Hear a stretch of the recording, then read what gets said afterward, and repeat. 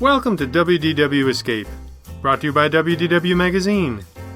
Today we continue our celebration of the May issue of WDW Magazine, which is the Music to My Ears issue, by reaching back into our archives for Festival of the Lion King by Brian McCumsey, which first appeared in issue 72, September 2019.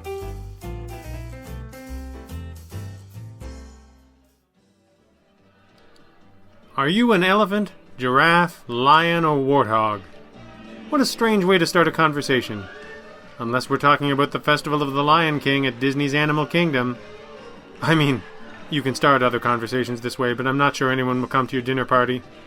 In fact, to quote Timon, it might cause them to ask, "What's the motto with you?" So we're going to take a moment to discuss a show at Animal Kingdom. I just lost some of you, didn't I? I see you, thrill ride addict. You're about to check out on me. You don't have time for the shows in any of the parks. You can't spare 30 minutes to hear some songs from the Lion King because it might interfere with your 9th ride up and down Mount Everest. And your, well, let's face it, first and only flight on the back of a banshee. I understand, dear thrill seeker, I truly do. But in the circle of life, the thrill is but one aspect.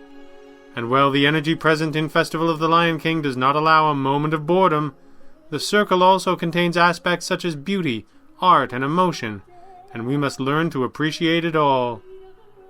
Imagineers don't do easy. They don't do simple. They weren't interested in a retread of a story that had already been told. In the circle of life, we must innovate. We must push forward. We must be inspired by what came before, but tell a story that is uniquely our own. This is a celebration of beauty, a reminder of why we get out of bed in the morning, a captivating, acrobatic, fire-twirling, emotion-stirring spectacle that celebrates all we hold dear. The thrill seekers may think I'm being overdramatic.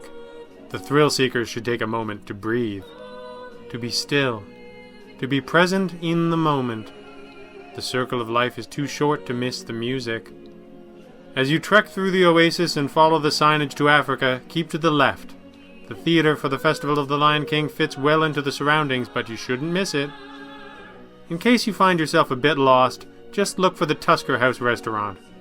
Well, now I've done it. I'm craving some jungle juice. Speaking of food, if you're looking for prime seating and delicious food, well, foodies rejoice! You can take advantage of the Festival of the Lion King's Signature Dining Package. The Signature Dining Package's offer gives you priority seating at the show. While not a great use of your Fast Pass Plus, the performances can get a bit crowded. If you must go in the middle of the day, you'll want to arrive about 40 minutes early. If possible, it's best to experience the festival either in the morning or at one of the final shows. This also keeps you out of the sweltering African sun. Oh, we're in Orlando? Well, the summer sun sure is doing its part to enhance the immersion. Even the top rows of the theater provide a wonderful setting for this show.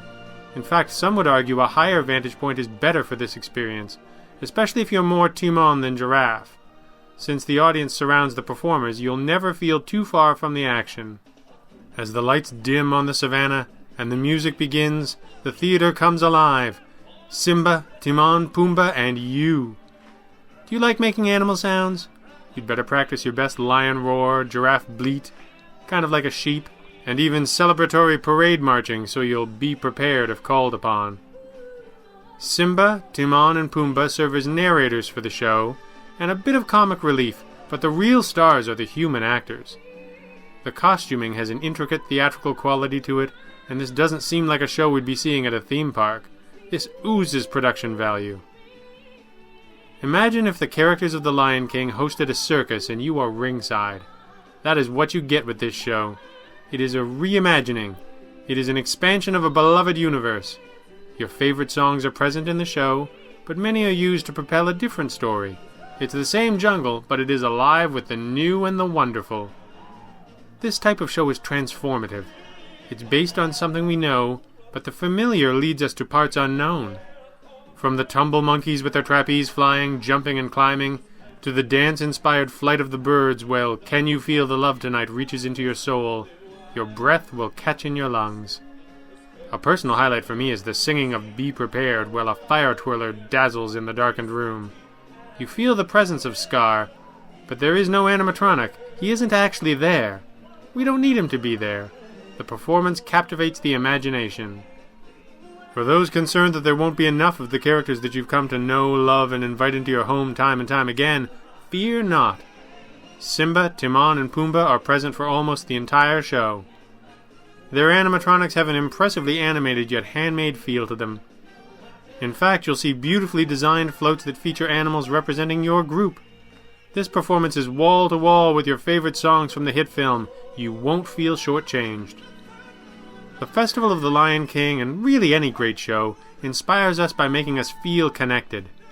As the bluebird soars high above our heads in an intricate dance meant to invoke the feelings of first love, we can't help but be a part of a bigger story. While we are all individuals, we are also a community. We have the potential to inspire by telling our own stories in a way that is uniquely, well, us.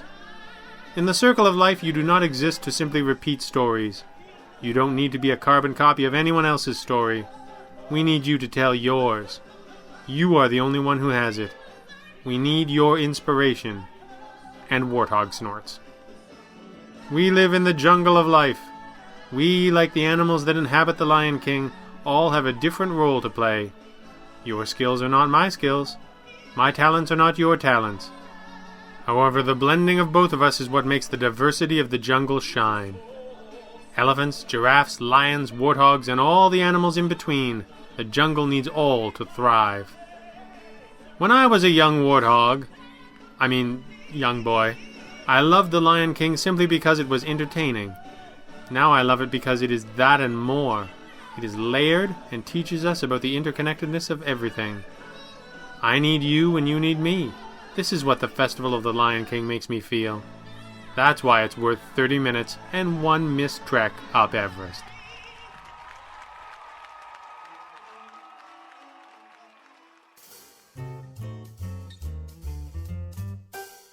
This has been WDW Escape, brought to you by WDW Magazine. If you enjoy these programs, please consider leaving a rating or review wherever you get your podcasts. If you enjoyed this, you're sure to love the all-new content at WDW Magazine, available in print or digital editions. Visit wdw-magazine.com and escape with us today.